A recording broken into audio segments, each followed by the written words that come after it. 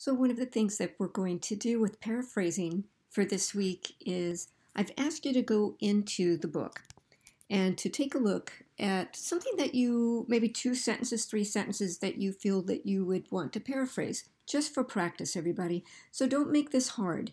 Depending on the level that you are at for this course, if you need to start with very simple sentences, that's fine. If you can do more complicated sentences, that's fine too.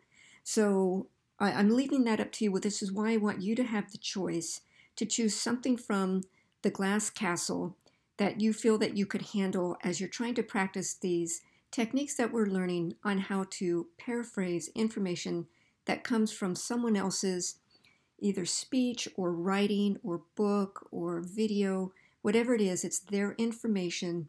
We want to talk about it, but we have to use our words to talk about their information. Okay? So for this, I have actually brought up what I'm going to paraphrase. I'm going to show you what that is in just a second here. It is on page, I believe it's 159 and in the book. And I'm just going to do a couple of the sentences that come here. I'm going to take a look at these three sentences. Okay, I really don't want you to do more than that because this takes time and practice, and I don't want you to have to be bogged down by it as you're beginning to strengthen your skills as a paraphraser. So this is what we're going to do. I'm going to take these three sentences, okay? And the very first thing that you want to do is you want to read them so that you understand the meaning. That's so critical because you can't paraphrase what you don't understand. So, especially with a Glass Castle, there's a lot of vocabulary, I know, especially for a non-native speaker. That vocabulary is kind of intense. You don't have to worry about every single word, about changing it or finding a synonym for it, but you may have to know some of it to get the overall meaning of what the author's trying to do. So this piece I have here is when they first moved into 93 Hobart Street, Little Hobart Street, and they're trying to fix up the house. At least Jeanette is trying to fix up the house. And she gives up. She was going to paint it, but she runs out of paint. And the dad has built a big ditch in the backyard, and that's where they're throwing their garbage. And so the children are teasing them about that being the garbage house. So Jeanette's plans to try to make something pretty in her house are failing. She's getting no help. So she starts to talk in this chapter about the other people who live on the block. So where I have it highlighted in blue, those are the three sentences that I'm actually going to paraphrase.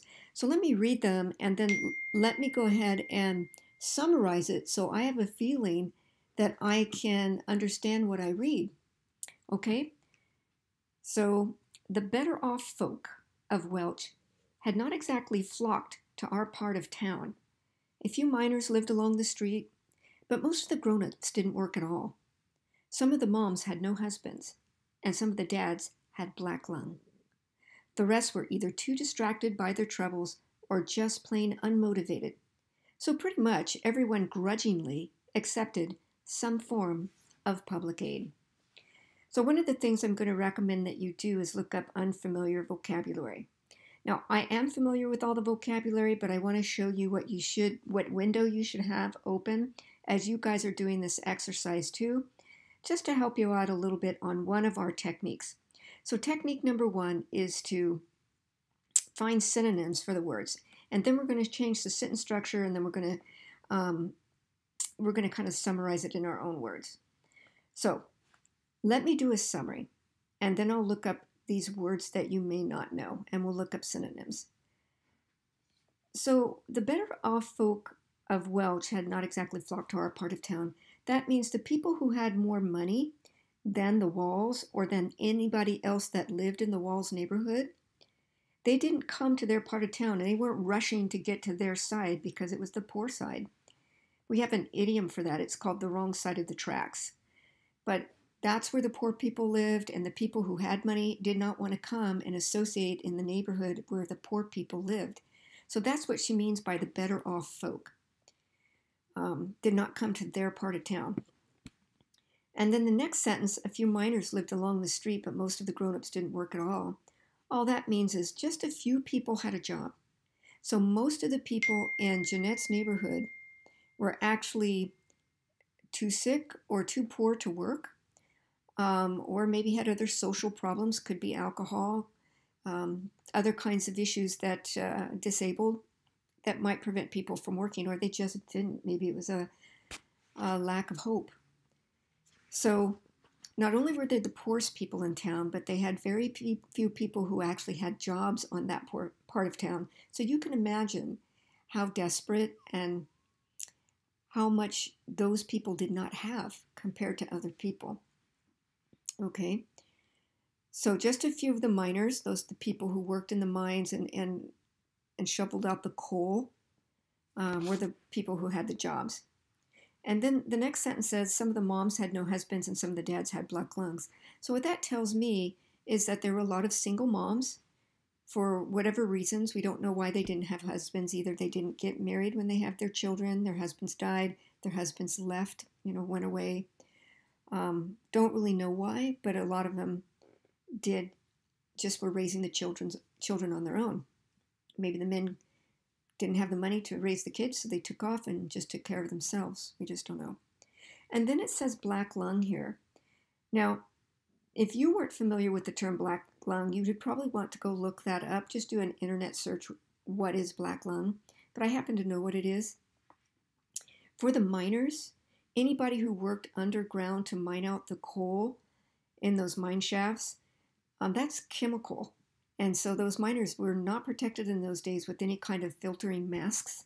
So that dust from the coal, which is carcinogenic, that means it causes cancer, got into the lungs of the miners and turned the lungs black through all that cancer. From the coal was black, it turned the lung black, and then they died of lung cancer, basically, and they called it black lung.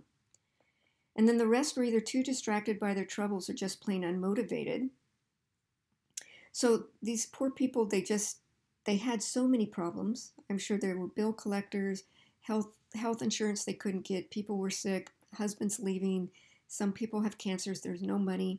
So all of these problems just didn't give them any motivation to want to go out and try to get better. And then it said, so pretty much everyone grudgingly accepted some form of public aid. Now, grudgingly, you would probably want to look that up in a thesaurus. But grudgingly means that you don't want to, but you give in. So these people who were hopeless or unmotivated and extremely poor had to, but they didn't want to, get some form of public aid. And what they're talking about there is food stamps, welfare, that kind of aid that is provided by the federal government. And a lot of people are ashamed to be on public aid, food stamps and such, welfare. So that's why it's grudgingly. And so that was the situation for her. So now that I've talked to myself about these three sentences, I wanted to have a good idea about what was really happening before I attempt to paraphrase it. So that what I'm going to do now is I'm going to take that and I'm going to see if I can paraphrase by changing some things around. So I'm going to open up my own Word document here and just kind of move it when that comes up, and we'll take a look. And I'll put, so I'm going to put original here, because you're going to have to do that. So the original quote, you could say, from Glass Castle. Because you're going to have to put that in the discussion board. And I'm going to do this. I'm going to put quotes around it, because that's the exact language that I am going to be working with. So that's what you're going to need to do when you get into that. Get into the discussion board, okay? So now my job is to say paraphrase. And then this is from page, what did I say? 159 in the book. I'm just going to write this down for myself so I don't forget. And I'll show you how to cite it at the end. So now, one thing that you can do is you can open at thesaurus.com, and I'm going to put it in my search bar up here. Something called thesaurus.com, and I'll move it down just so you can see it a little bit. Okay. And this is a wonderful tool to help you with synonyms, and maybe a lot of you already know how to do it. So let me put in some. This one might not work because it's a phrase, but I'll try it. The better off, better off. So what does it mean to be better off? Is may, give it, may not. And notice here that you can do synonyms or definitions. So maybe we'll first off do a definition if I didn't know what it meant. Being in better circumstances, especially economic circumstances. So more money, so that's better economically, right? So some people say maybe happier. And then you can read examples of how better off is used down here and see if that makes any difference for you. And then now that I looked at the definition, maybe I'll come up here and look at synonyms. More fortunate. And I like that one. I like people who have better luck and better fortune as a way than saying rich or not so poor or whatever. So I know that one thing I can do is I can take better off and I can use more fortunate. I'm going to put that into here. So maybe I'll start with the more fortunate folk. Okay, and I'll keep going.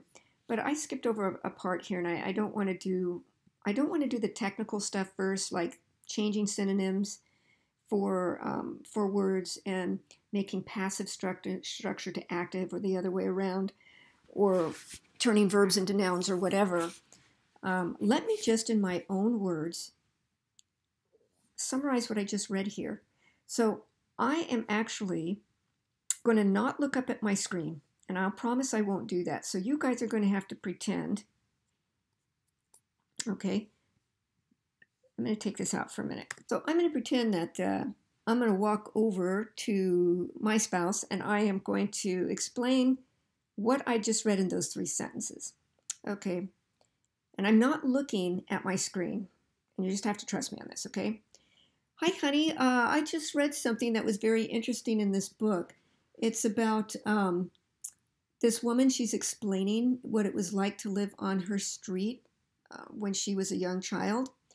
And she said that the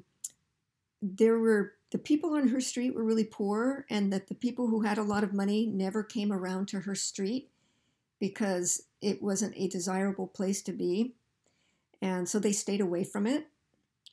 And that most of the people that lived there were unemployed and didn't have any other opportunities. So they kind of were hopeless, or they just didn't have any desire to better themselves. And a lot of the people that lived there, their husbands had either left them, the moms were single, the minors were really sick, they had lung cancer. And as a result of all that, most of those families, if not all those families, had to go to the government and had to get aid from the government in the form of handouts for food, like food stamps, and I think they're called subsidies, like welfare. Okay, that was a way, way long way of saying it, but I was just using my own words. So one of the things that I could do is now just kind of cut down my own words and write down what I just told my spouse. Okay, so let me write that down real quick. So I went ahead and typed without, I paused it so I could get the typing in, so you didn't have to sit there and watch me type. But let me show you how I decided it. As I was talking through it the second time, which you couldn't hear me do that, but I talked about it the second time, and I want you to see how I did it. And I said, the neighborhood around Jeanette's home on 93 Little Hobart Street. Notice that I included now the address, and it was the neighborhood around Jeanette's neighborhood, okay? So we know the Walls lived at 93 Little Hobart Street. We know it's Jeanette's home. And of course, it's Jeanette talking up here. So I said the neighborhood was very poor, and the people in Welch who had jobs or who were more fortunate did not like to come to that neighborhood. Okay. The residents were mostly unemployed, and we know this because it said most of the grown-ups didn't work at all. And I said the residents were mostly unemployed. And we just assume it's grown-ups, right? Because mostly the children don't work. Although a few were minors, so I did put in there that there were a few people who are minors, and that's important because we're going to have to talk about the lung cancer. And many of the women were single mothers. And then I separated the mothers from the dad. I said moms had no husband, so I just said single mothers.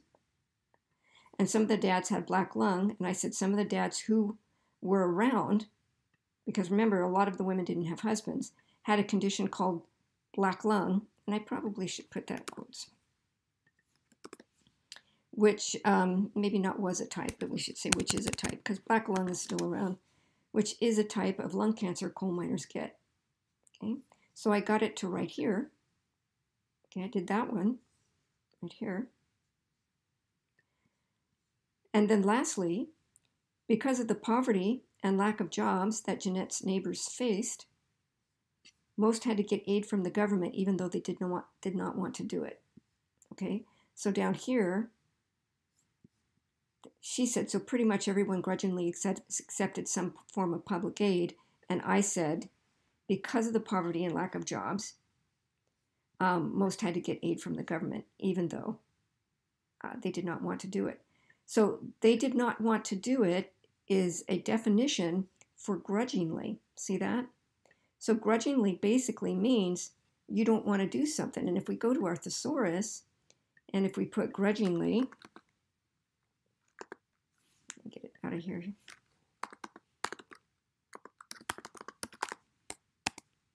I might have to put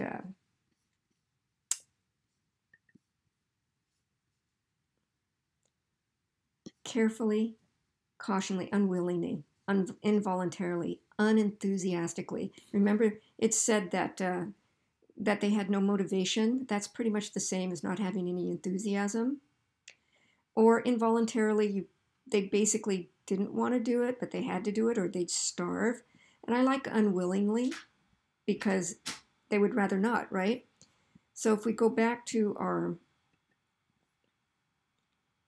our paraphrase, they did not want to do it.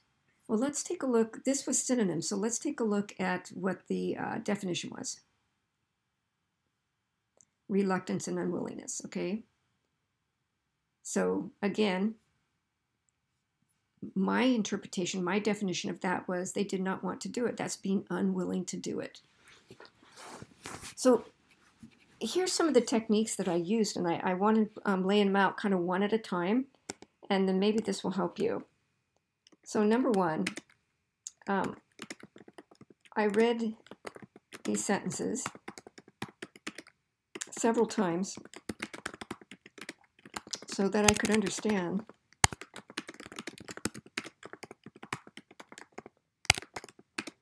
what the author is saying. It's very important.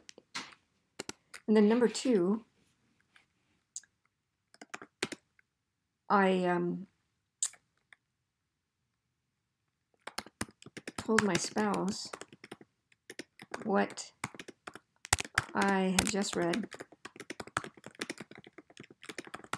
without looking back at the passage. Okay.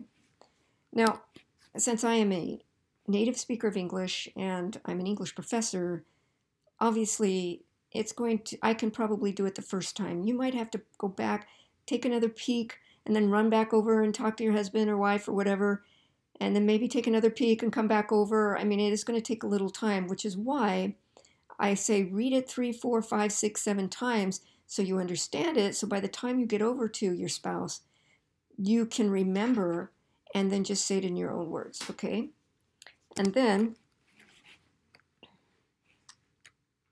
write down what you essentially told your spouse or friend, or cat, right? Whoever you told. Then compare your writing, your paraphrase,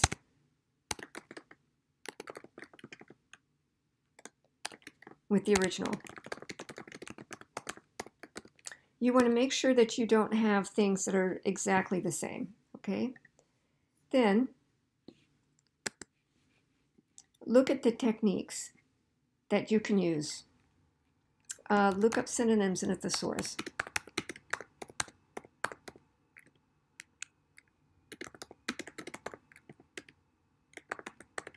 Okay? And you can do that at thesaurus.com. All right. Then look up definitions.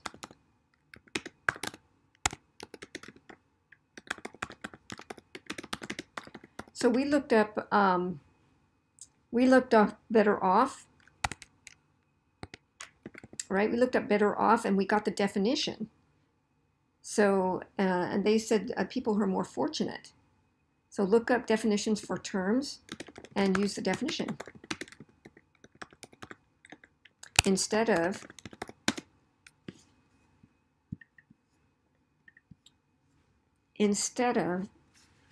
using just a synonym. Because if you just use synonyms, people are going to know that you're just trying to trade a word for a synonym, and only using synonyms is not a paraphrase, everybody. In fact, it's called plagiarism. It's the first step, or one of the, not the first step, but one of the steps that you can use to paraphrase. But definitely don't just take a bunch of words, make synonyms, and then turn it in like you have paraphrased. It's not that, okay? You really paraphrase when you're able to just summarize it into your own words. Okay, so look up the definitions for terms and use the definition. You can reorder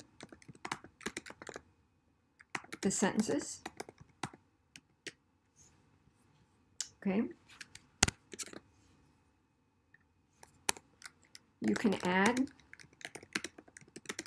more description and details as long as it's what the author intended. Okay. And what else did we do up here? We broke up long sentences and made them short into two, and we took short sentences and made them longer.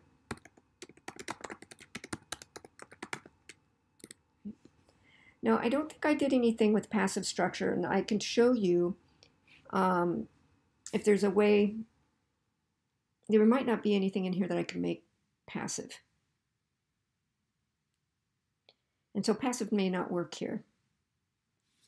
But I think now that if you compare my paraphrase, which is longer than the original, and a paraphrase can be longer than the original. Now, you may have heard somewhere in your English classes that summaries have to be smaller than the original. That's true, but I'm not summarizing an article, I'm paraphrasing it. So my paraphrase can actually be longer than the actual original quote. Okay, right here. So this one is how many sentences? 1, 2, 3, and mine is 1, 2, 3, 4, but they're also longer in some regards. Okay. So we said they started off with the better off folk of Welch, and I said the people who were fortunate, and mine is coming in the second sentence, not the first sentence. So I moved the information around in the sentences. I actually gave the address of where Jeanette Walls lived in Welch. Okay, so that gives the reader even a little bit more detail. And down here, I said they did not like to come, which means they did not exactly flock. When we talk about flock, it's like a bird, and birds come together in these big, massive, gatherings, and then they fly off all at the same time. Well, they did not do that. They don't come at that old neighborhood as a flock, so they did not do that. So I said they did not like to come. So that's a different definition of flock. I said mostly unemployed. She said didn't work at all. Okay, most didn't. She said a few minors. I said although a few were minors, so I made it into a subordinate sentence. So yeah, I have 3 of her words, a few minors. But then I took that and I put it into a subordinate sentence, although a few were minors, and many of the women were single mothers. Okay. So I changed that around. I added this to the first sentence. So here they broke it up, and I added it. Okay. So here it was 2 sentences, and I went ahead and combined it into 1 sentence here. And then I separated dads from moms, and I added the word condition. And then I defined what black lung was. I said it's a type of lung cancer coal miners get. All she said was that they had black lung. Well, Jeanette is assuming that the reader knows what black lung is. So as I paraphrased, I actually gave a bit more of a definition to tell my reader that I know what it means. So I called it a condition, I called it a type of lung cancer, and I said it's the kind that coal miners get. So I actually added a lot of information for those 2 words right there. Again, it's a paraphrase. And then I kind of added my own summary because of the poverty and lack of jobs. And I just took it from up here. That's my way of saying it. Then that they went out and got government. They went and got government aid. Okay? So this is some of the ways that you can paraphrase. Is it difficult? It can be. But you know what was the most easy thing for me to do? The easiest thing for me to do is these 2. Once I did these 2, all of these came naturally. Most of all of these just came naturally. Or what I summarized to my spouse, what I just read, all these words flowed for me. Okay? Now you may use all these techniques, you might use some of them, but definitely you use number 1 and number 2. It's critical. Okay? All right, so give it a try. Make it easy on yourself as you're first getting started. Don't make this too overly difficult.